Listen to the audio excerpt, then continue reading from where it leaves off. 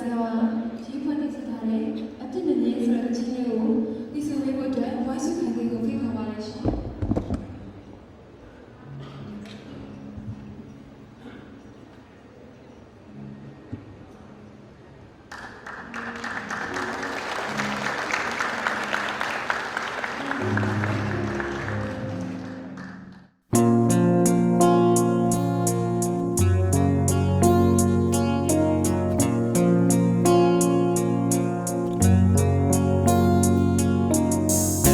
ချစ်သူ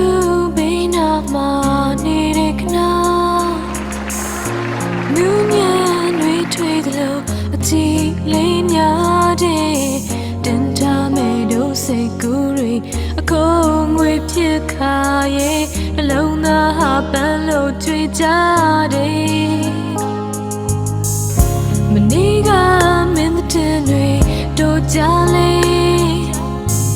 မမေးဘူးတို့တိတ်စွာမျိုးသိမ်းကမယ်